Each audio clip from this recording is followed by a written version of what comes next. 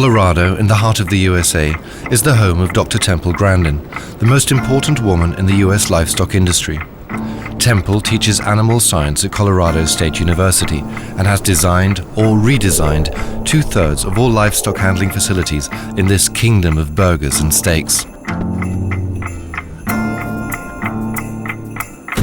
Both the meat industry and animal protection groups have showered her with awards because Temple Grandin has a mysterious gift. She sees the world through the eyes of animals. She senses their fears and thinks like them. But Temple has paid a high price for this ability. She has had to learn human language as if it were an alien tongue. The feeling of being in love is also totally foreign to her. Dr. Temple Grandin is autistic. She had to train for years before she could stand bodily contact, using a strange machine in her bedroom.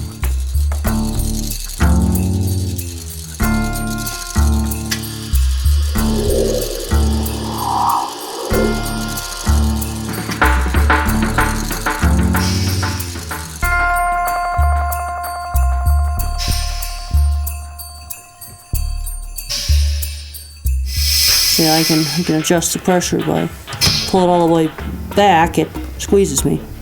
And push it forward, I can let some of the pressure off. So it's like a big hug. That's right. Did you invent the machine for yourself? Yes, I did. Yes, I invented this. I built this machine.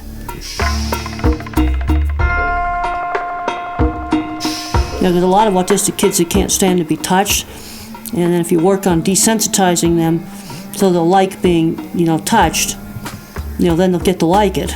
When I was a little kid, I couldn't stand to be hugged because it was like too much overwhelming overstimulation.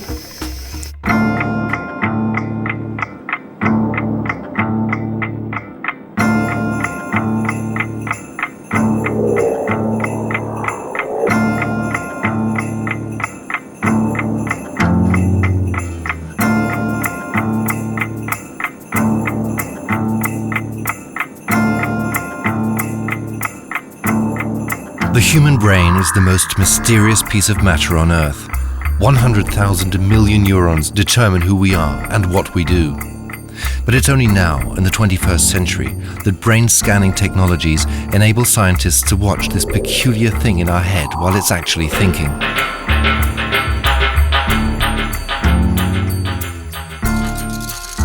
Among scientists' most fascinating subjects of study are a small group of mysterious individuals with astounding talents, the so-called savants, or knowing ones. Savants can multiply 5-digit numbers without a calculator. They can speak a dozen languages, recite 12,000 books from memory, or, like Temple Grandin, see the world as an animal does. Over half of the savants are autistic. 6 out of 7 are male. Experts all over the world are now asking, how big is this little difference between male and female brains? Are women better human beings? Is the male brain in some way defective? Or is it the key to the savant's capacity for genius?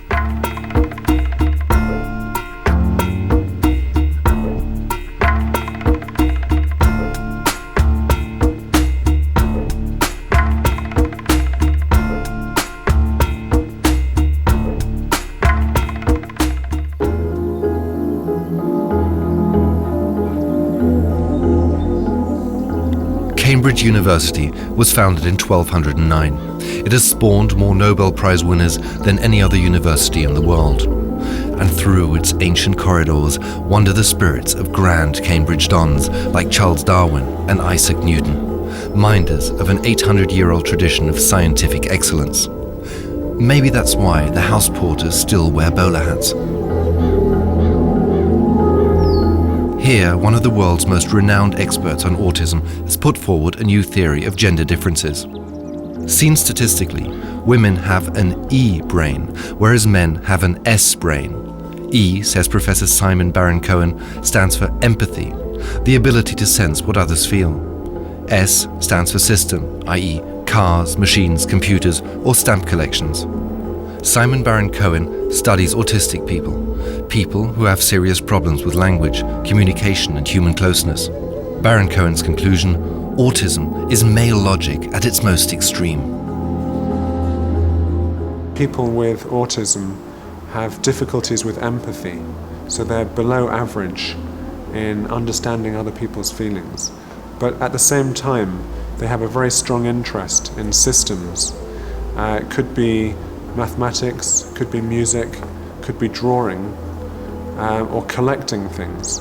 But they have a very strong interest and obsession in how a system works. So this profile is, in one sense, an exaggeration of the male profile. Until relatively recently, human brain was regarded in rather androgynous terms, and practically no attention was paid to gender differences. In fact, even today, if you take any text on neuroanatomy, it will talk about a generic androgynous human brain without specifying anything about gender differences. But we know that there are subtle differences. Women can express themselves better. They're verbally much more articulate.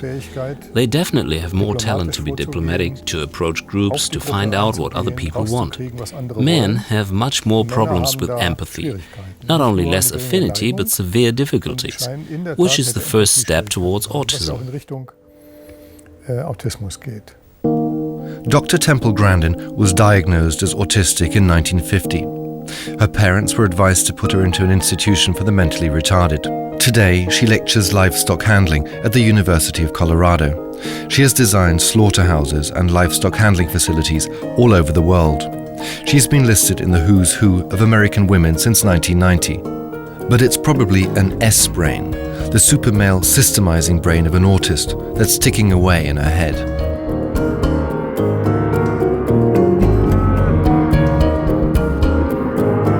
People often seem strange and vague to Temple. Animals, however, are an open book to her, because Dr. Temple Grandin thinks like they do, in pictures, not in words. She has a supernatural sense for all those small details that might cause panic in animals. Her admirers say that she sees the world with the eyes of a cow.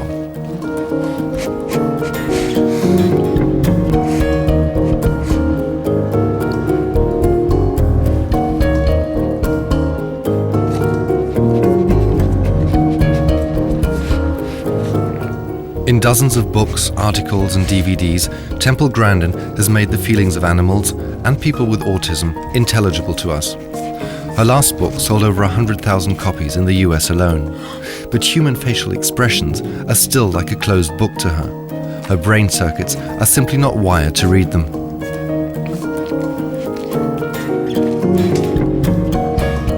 I don't pick up a lot of social cues.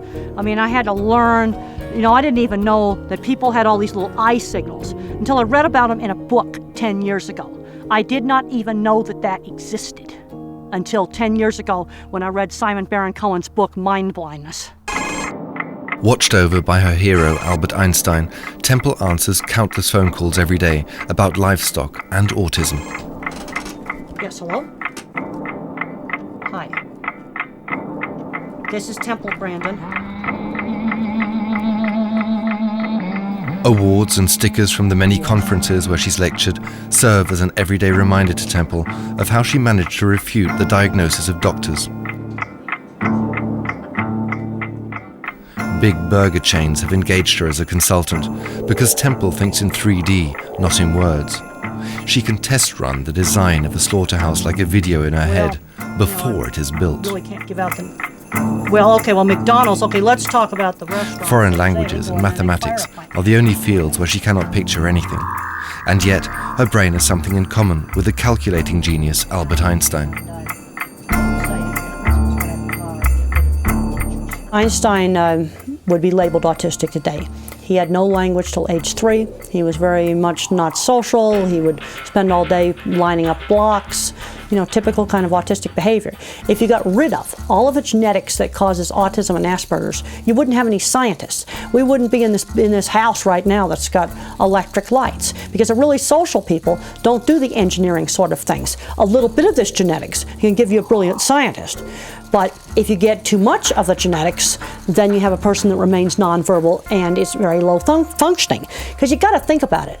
The first stone spear that was ever made was not made by the social people yakking around the campfire. It was made by the sort of Asperger autistic person sitting in the corner figuring out how to chip rocks. If we didn't have the male brain, the male, we would still be before the wheel was developed. You know, we'd still be back in the cave. It was the male who actually developed the wheel, who developed, say, first primitive tools, and who's pushed technological progress through. It was women who obviously, you know, they bore the children, they bore the males, they reared them and so on, and so they have had a massive contribution, but it is a different kind of contribution. Tommy McHugh from Liverpool knows the other, rougher side of the male brain. Much of the last 50 years of his life have been taken up with brawling and fighting. In his early 20s, he was detained at Her Majesty's pleasure for drugs and violent offences. After that, he drifted from job to job. One day, when Tommy was sitting on the toilet, everything changed at a stroke, or, more accurately, with a stroke in his brain. The 2 hemorrhages bleeding in Tommy's head could only be stopped with metal clips.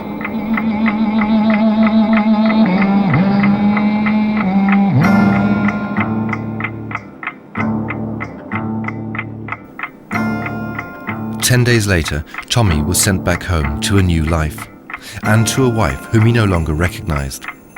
The former construction worker had now begun to speak in verse, and a few other things got mixed up too. Up until his stroke, Tommy's interest in art was limited to the tattoos he'd had done while in jail. Now he was spending, often without even noticing it, hours and hours with his own paintings, sculptures and poems. The hemorrhage in his head has turned the street fighter into a gentle soul. Is, in consequence, the sex of our brains reversible with a single stroke? I think the stroke has took every bit of aggression out of me. You know, you look at these hands are broken and destroyed by fighting. These knuckles are smashed by hitting people and fighting, and this finger is cut off with a milk bottle by fighting someone with a milk bottle. I'd rather have this life simply because it's opened me up to a person I feel it should have been 40 years ago. I've had all the macho maleness wiped from me. In the past, men have obviously done very well in reproducing descendants, defending territory and providing food. They were not meant to be good at much else. Today, most of this is superfluous, and in that respect, today they may be construction failures, but as a man you're not supposed to say so. What do brains conceive while watching these video sequences? Gerhard Roth is now leading the first large research project into the differences between men and women in violent and aggressive behavior.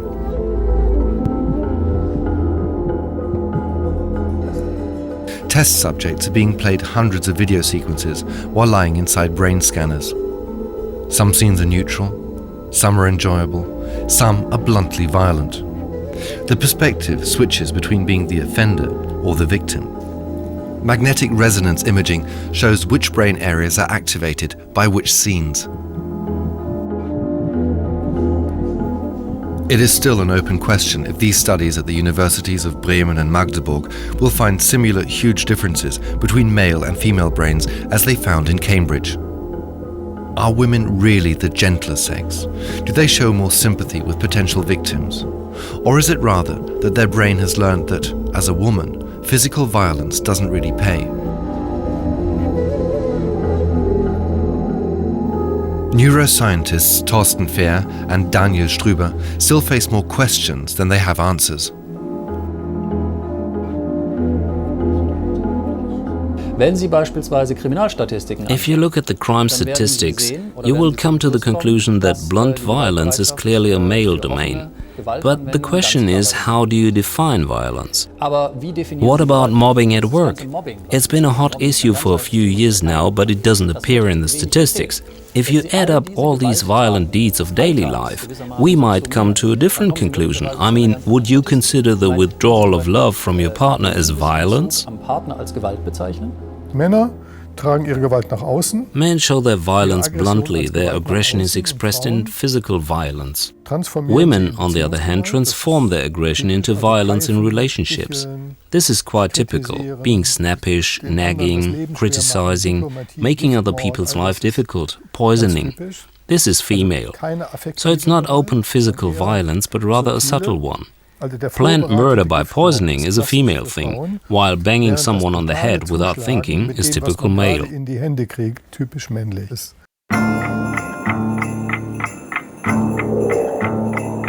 Tommy McHugh will never be checked inside an MRI scanner. The magnetic fields that the machine produces could make the tiny metal clips that stopped his brain bleeding slip out of place.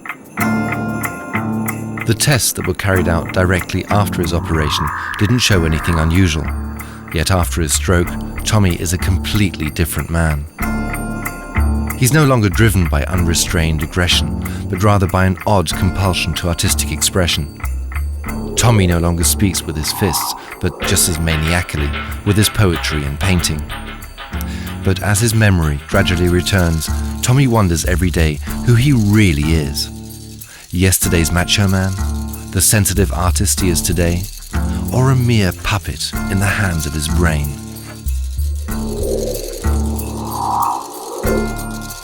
I did wander lonely as a cloud that floats on high on Balon hills, and all at once I saw a host, a crowd of golden daffodils. Along the lake beneath the trees, 10,000 dancing in the breeze. I'm living in a strange alien world here. I fight alone to understand the person I am now.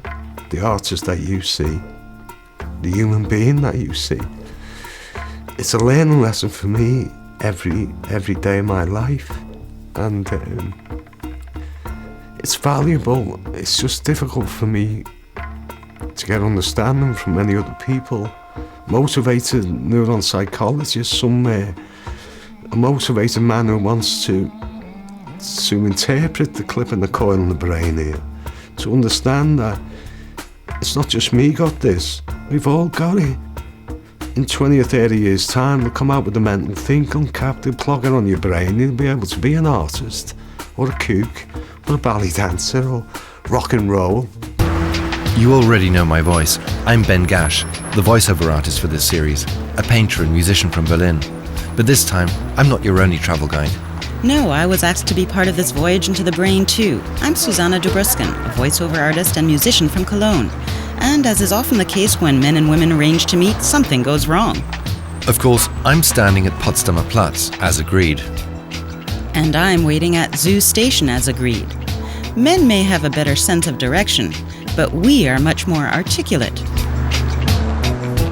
Which of us is right then? Amidst all these S&E brains, my own type of brain goes through my mind. Is it really a typical female brain? Why are men always late? Why do they leave their clothes all over the floor? Why can they back into a parking space effortlessly while crying at the movies goes beyond their strength? And what on earth do we find attractive about these construction failures? Erst einmal sind die Frauen jedenfalls To start with, women, at least at the time when our brains evolved, were dependent on men. When they had children, they could not go hunting, very simply for physical reasons. That's why they have a repertoire that dates from the Stone Age, which they cannot possibly get rid of. That means that even if women would want to send men to hell, they cannot change their hormones and their limbic system. How goes the old song? Men are all villains, etc., etc., but lovely still. Herz ist ein finsteres Loch und so weiter, aber lieb sind sie. This is what the limbic system is saying, while the cortex tells them rationally, to hell with them. Sagt den Frauen, schick sie zum Teufel. The search for my Stone Age mind has led me into the MRI machine. In the same way as MRI data from Ben's brain was animated earlier in the series, experts in the USA will now create a 3D animation of my brain as well.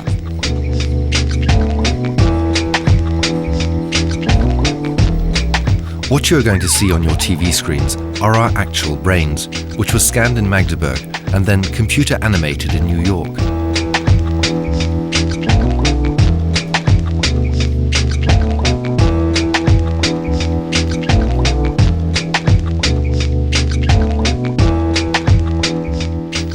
All right, my brain is slightly smaller than Ben's. On average, women have 150 grams less in their head. But before you start to laugh benevolently, this difference is considered irrelevant. The rational managing director in our heads is the cerebral cortex, and that's only a few millimeters thick, though folded endlessly. The big red structure in the middle is the corpus callosum, a large nerve bundle that connects both hemispheres of the cerebral cortex. As in most women, my corpus callosum is clearly larger than Ben's, but it's controversial as to whether this has any significance either. Beneath the corpus callosum, you see the limbic system, a relic from the Stone Age, which we share with all mammals. It precipitates fear, as well as falling in love, excessive appetite, and feelings of desire. However, the hypothalamus, here coloured in yellow, combines sexual arousal and readiness for violence exclusively in men. There are differences in the hypothalamus that are visible even to the naked eye. What is interesting is that this particular structure of the hypothalamus is very large in men, and only in men it is in charge of both sex and violence. These parts of the hypothalamus are saturated with the male sex hormone testosterone.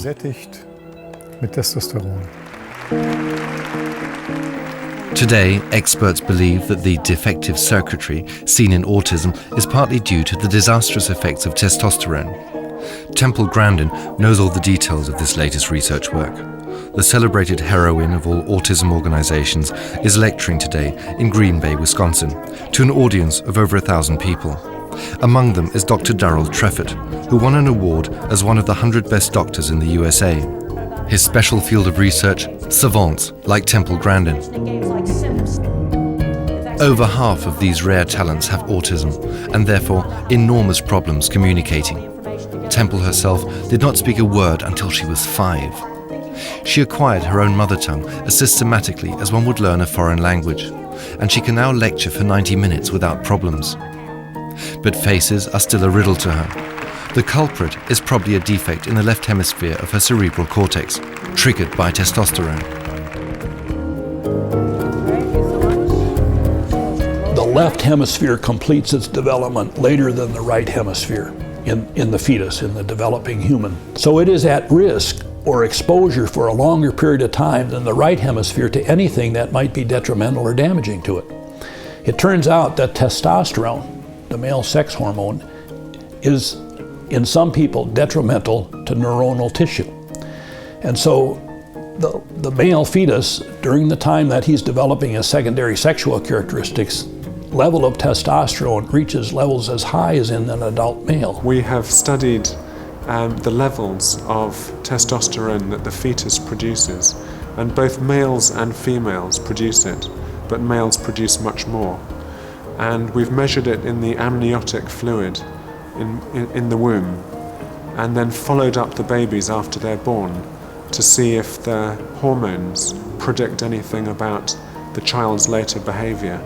What we find is that the children who have higher levels of testosterone prenatally make less eye contact at 1 year old and are slower to develop language at 2 years old. Yorkshire, England. Professor Neil Smith is a regular visitor to language savant Christopher Taylor. Christopher's case has turned all current knowledge about savants upside down. Savants are rarely, if ever, gifted at languages. Furthermore, men are normally less talented at languages than women. Yet Christopher Taylor speaks and understands over 20 languages, including some exotic ones like Hindi and Hungarian. He cannot dress himself on his own or go into town alone, but he can read the world's press. Okay, let's start with this. What language is this? Greek. And Greek? Zita Kit Teresta. Excellent. Citizen. A citizen, politis. Politis. And what does it say? He looks for a change. That's pretty good. And what about this? Koch is Germany as the Kolkov's file. What language is this? What does that say? The Queen lost $5 million. That's excellent. And what language is that one? Swedish. What does that say in Swedish? Can you read it in Swedish? No. And what about in English? 3 times fly, refugees fly. Very good. And what language is that? Russian. And what's the name of the newspaper? It's just here. Can you read that in Russian? Я и не знал, как много радости. I didn't know that many people. Baron-Cohen. Who's he? They don't Chelsea. Can you do that in the Dutch one as well? What's it about? De grote poppenkast from your common Immendorf. Do you know who Immendorf is? A painter. Very good. What language is that? Korean. Can you read any of it? Maybe not. What script is Korean written in? Hangul. That's very good. And what script is Russian written in? Cyrillic. And what about German? What script is that in? Roman script. Roman script, that's right. He's fluent in French and Spanish and quite fluent in Greek. He knows a certain amount of German, slightly more Dutch. And then he has a huge range of languages: Finnish, Turkish, Hindi, Norwegian, Swedish, Danish, Welsh, and a variety of others, which he knows huge numbers of lexical items from. So he's continually providing me with lexical items in Hindi, which I don't know. Christopher Taylor's brain does not show any peculiarities in the MRI machine. It is a real riddle why this linguistic genius scores so poorly in general IQ tests, but in language tests reaches university levels easily. Why is it that Christopher's brain seems absolutely obsessed with only collecting words and sentences? For Christopher, language is a system. The fact that language is also used to communicate doesn't bother him. So let's go the far side of this tree, and then we can pick some apples. How do you call these in German? What are these fruits? Äpfel. And in Italian? Good. And in Russian? Jabłko. And what other fruits are there in the garden? Pears. Pears. And what are pears in Hindi? Dashpati. And in German? Birne. And in French? Pois. What about Polish? Gruszki. I didn't know Polish. Do you know the Hungarian for apple? Almo. Good. What else can you say in Hungarian? Hodgepodge, how are you? Excellent. And what about Japanese? Genki desu. What was that? How are you? And can you say that in Chinese as well? Ni hao ma. Is that Cantonese or Mandarin? Mandarin.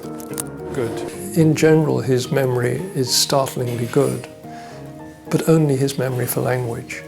His memory for places is extremely difficult. We asked him how to get to the pub in the market. He doesn't know.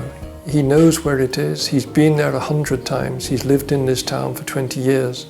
But he would probably get lost if he went from here to there.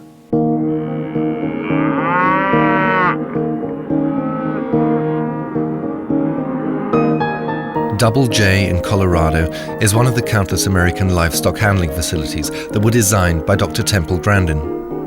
More than 3,000 cattle are held here. And every day there are new arrivals from the neighboring farms. The nearest slaughterhouse is only a few miles away. Temple's design has spared millions of animals unnecessary stress. Everything was planned to avoid every little detail that could frighten the animals. Harsh colors, strong contrasts, greenish-yellow safety vests, or straight gates before the so-called chute squeeze, the rack in which every animal is given its injections, ear markings, and its health check. The chute squeeze has inspired Temple's hug machine, which embraces her at the push of a button. It not only calms down animals, but also autistic people like Temple. We'll get the next one.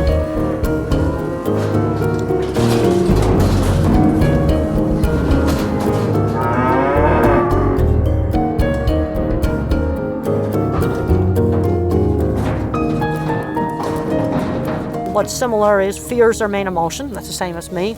Also, they're visual thinkers. They're certainly not language thinkers. They also tend to notice detail. You know, they'll be afraid of some little candy wrapper or something in the middle of the alley that we wouldn't even notice.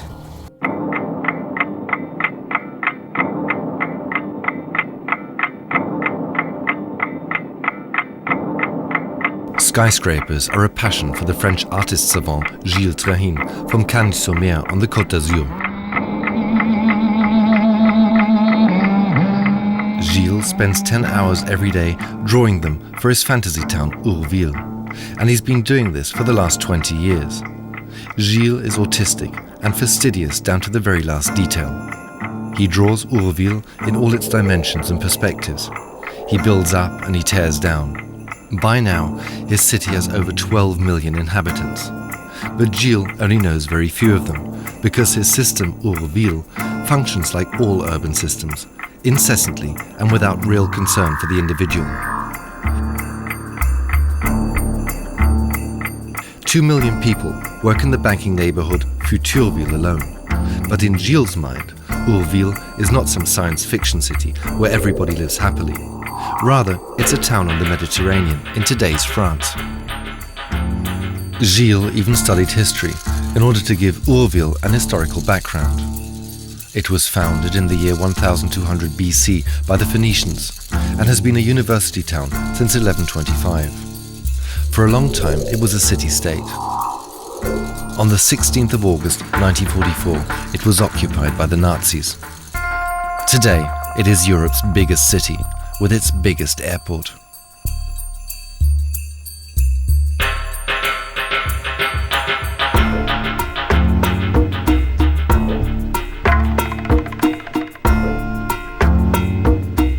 J'étais passionné par les avions au départ. I have always had a passion for airplanes. At the beginning, I only wanted to build an airport with Lego bricks. I was building everything with Lego bricks then. But then I thought that for a big airport I also needed a big city, one with skyscrapers. I have always been fascinated by skyscrapers.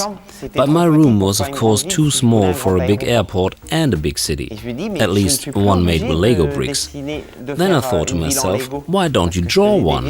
In that case, I would have much more possibilities.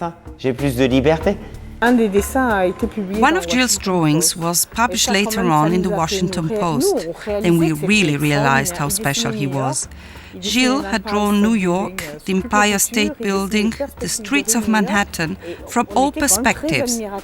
We had always admired his drawings, but only then did we realize how extraordinary they were, when we saw them published in the Washington Post with some comments.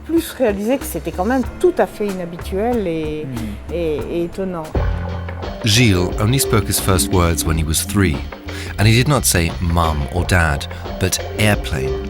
He repeated every word twice, airplane, airplane.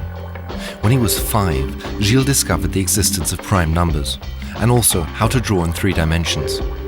When he was 6, it was discovered by chance that Gilles had perfect pitch, and that he could also make the wildest calculations without even thinking. When he was 8, Gilles' parents received the diagnosis. Their child was autistic.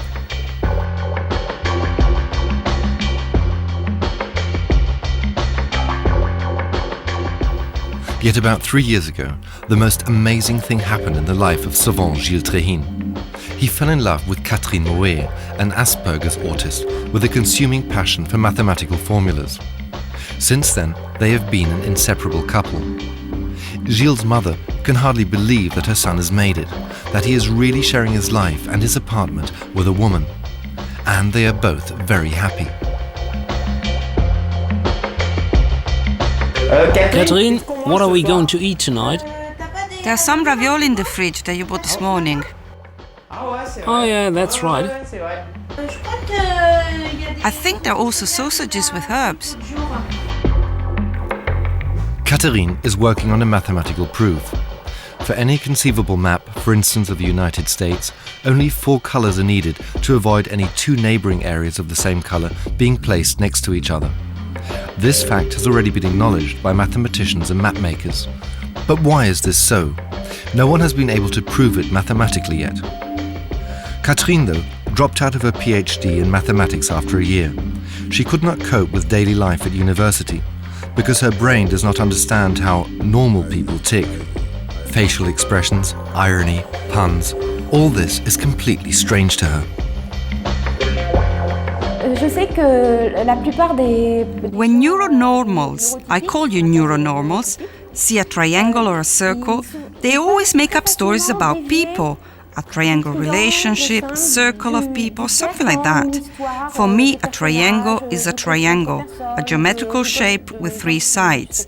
And a circle means that the distance between a central point and the radius is always identical. The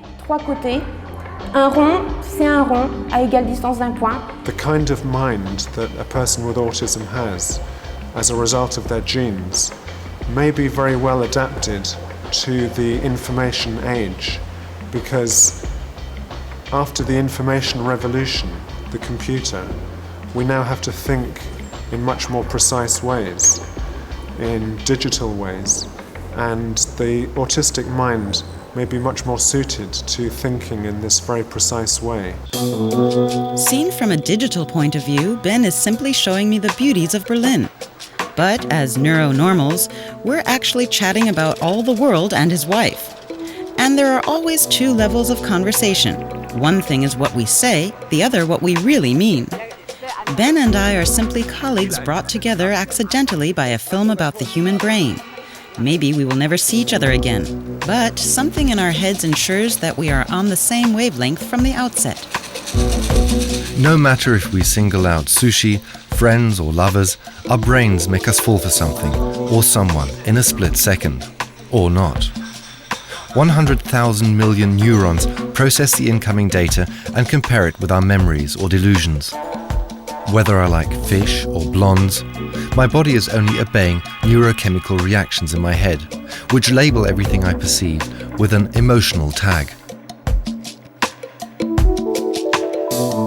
Each conscious feeling, but also every background mood, is caused in my brain by chemical compounds with unpronounceable names.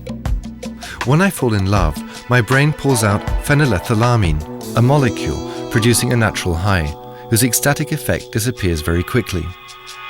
Enduring love, on the other hand, is based on oxytocin, a pair-bonding hormone helping my mind to overcome romantic setbacks and even raise nerve-wrackingly screaming babies. Falling in love is a stress reaction coupled with a strong rush of endorphin. Cortisol, endorphin and this PEA produce altogether the feeling of being in love. This lasts for about 6 to 7 months. Then it's over. The only goal is to mate, and that's it. Love, on the other hand, is meant to make sure that we take care of the progeny, that the males don't run away. Dass nämlich der Mann nicht abhaut, sondern bei der Brut bleibt. The decisions we make are not driven by any conscious thoughts. The really important decisions, for example, should I be with so-and-so woman? And you write down the reasons why you should be with her. And you write down the reasons why you should not be with her, and they're very long. And of course, you choose to be with her. And who's in charge here? Who's in charge? And I claim it's the unconscious mind that dictates what's best for you.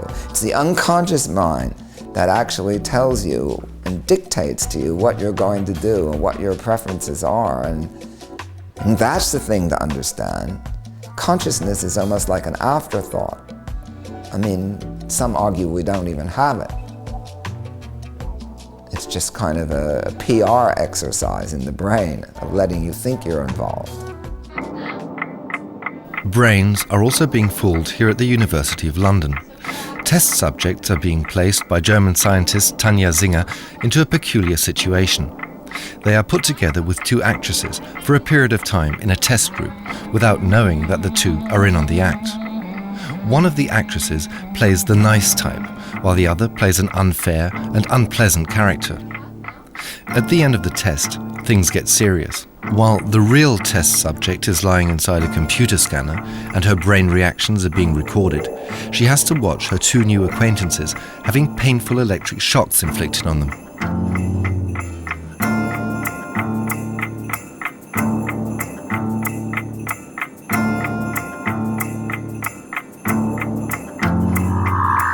Will the test subject in the brain scanner feel empathy for both people, or only for the pleasant one? Tanja Singer has just published the results. Women commiserated even with the nasty one, Men, on the other hand, did empathize on the same level, but only with the fair and likable ones. Seeing the unfair person suffer, their brain assumed indifference or even glee.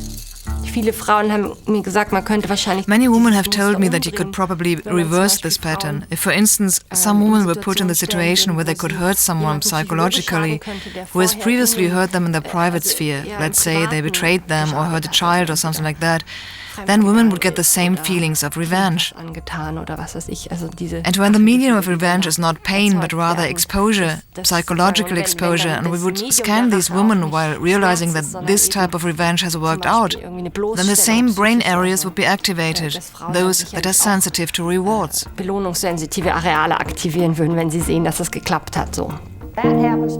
Students at Colorado State University regard Temple Grandin as a real star, enabling them to study animal science with someone who sees the world through the eyes of an animal, but also displays a great sense of humor. Levitate or something like that. Because that's not something that a brick can actually do. Okay, that's When Temple went to school, other kids called her tape recorder because she could only repeat sentences that she had overheard. Since then, she has picked up so many sentences that she's more articulate than most people with a normal brain. Today, no one would notice that she has learned her mother tongue like a foreign language. But still, Temple could never learn to fall in love. Well, some non-autistic people, I mean, they get really all emotional over sunset. I mean, there's something there that I'm missing. Well, I know, sometimes I'm sitting on a plane, you've got the couple next to me is like doing a little romance, and you know, I'm watching that, and I'm going, well, that's just something that, you know, it's interesting to watch, but, you know, that's not part of my experience.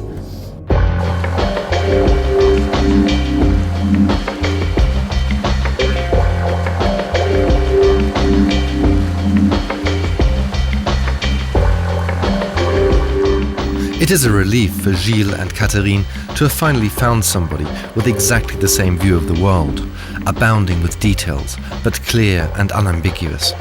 Their gentle, system-friendly brains are stranded when faced with double meaning or irony of the kind that usually delights normal neurons like us.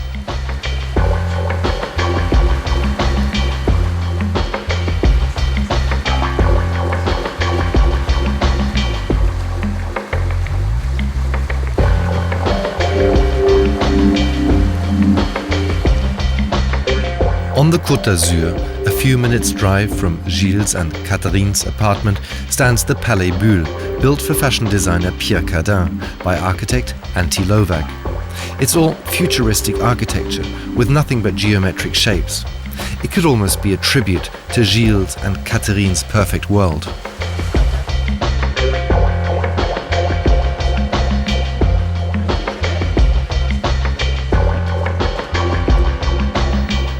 Gilles has just drawn the first city map of his fantasy town Auroville. Catherine put the idea into his head. She has also chosen the place in the Tigartin neighborhood of Auroville where she wants them both to live together. After all, they met in Auroville in a way.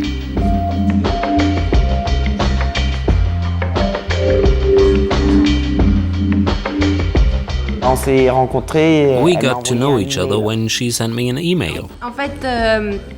J'ai découvert Urville sur Internet. I saw Urville on your webpage and was immediately fascinated by your drawings. Fascinée par tes dessins.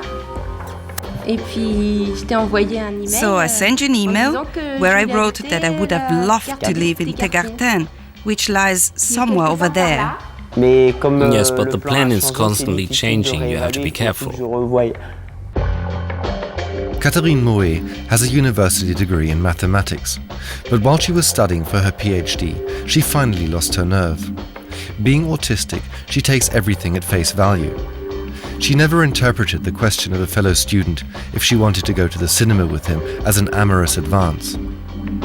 Only when she was 31, 4 years ago, did she find out that she is autistic and that her brain sees the world through different eyes. Mathematics inspired Catherine towards mathematical art. She draws variations of shapes, following very precise rules of predefined line sequences and order, just like in Catherine's and Gilles' ideal world.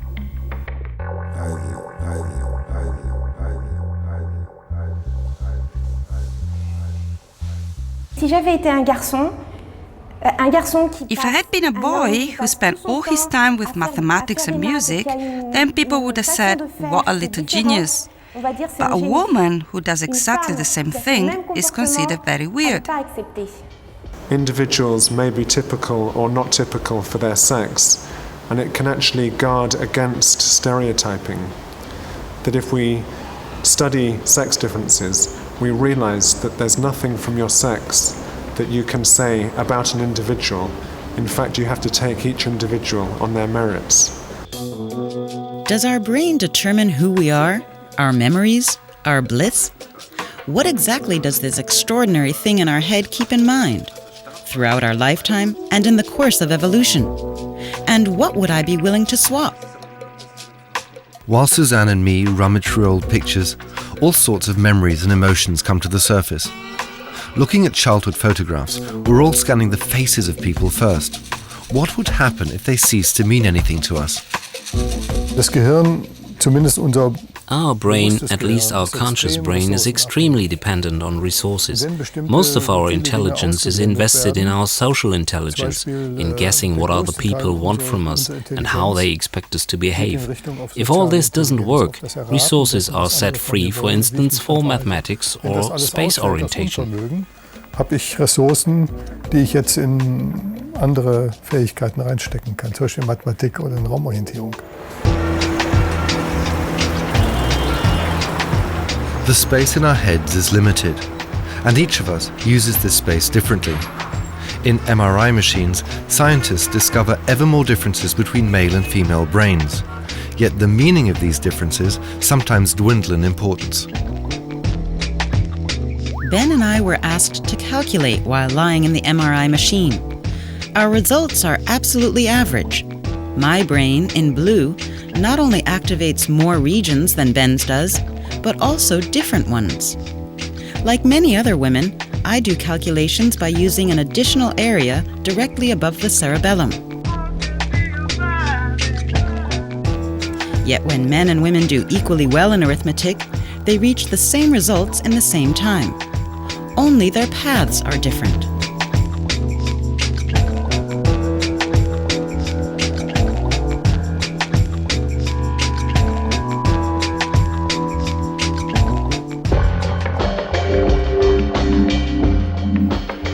In Cagnes-sur-Mer in southern France, two brains have found each other.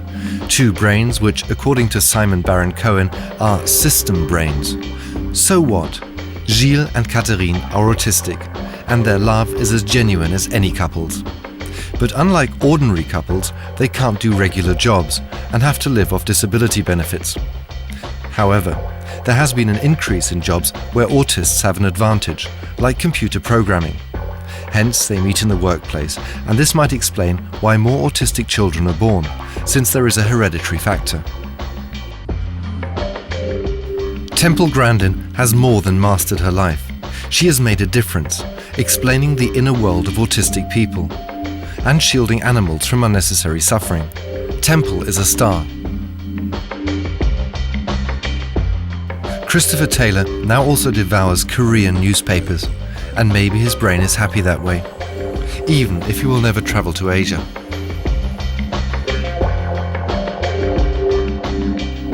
And Tommy McHugh is, after his stroke, simply a better person. Why this is so, we will probably never fully understand. There may be an inherent inability of the brain to understand itself. The brain can probably understand the kidney, look at the kidney. The brain can understand the liver and probably look at the heart. But can the brain transcend itself to explain itself?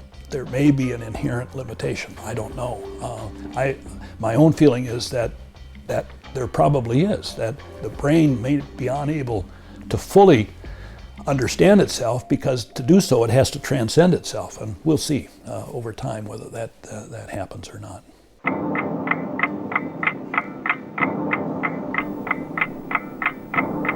What looks a bit barbaric is in reality the next step to decoding the brain.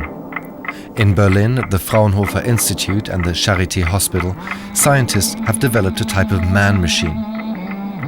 The brain waves of the test subjects are scanned on the surface of the skull via normal EEG.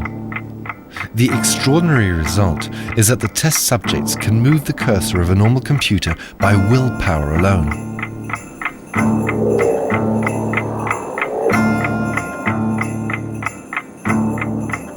Actually, the computer-brain interface recognizes and filters the brain's electrical will impulses for simple hand movements and transmits them to the cursor, enabling the test subject to write entire words, just with their thoughts. Project leader, Professor Gabriel Curio, has found out that the electric impulse to move the hand is already present a few milliseconds before the conscious decision to move the hand.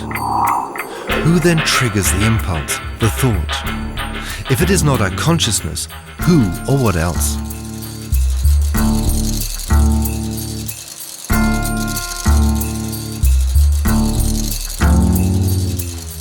The man machine is a global sensation. It will prove invaluable to paraplegics. And even if their creators are denying it, the brain interface could be the first step towards mind reading. In order to do so, the impulse would have to be read at a deeper level of the brain, at its source. Until then, jolly words will still be written at the brain-computer interface, and the test subjects will have fun with the power of their thoughts. Basically, the computer does not read my thoughts, but rather recognizes the predefinite steering signals that I give. Therefore, when I'm thinking of how it feels to move my left hand, then the cursor moves to the left.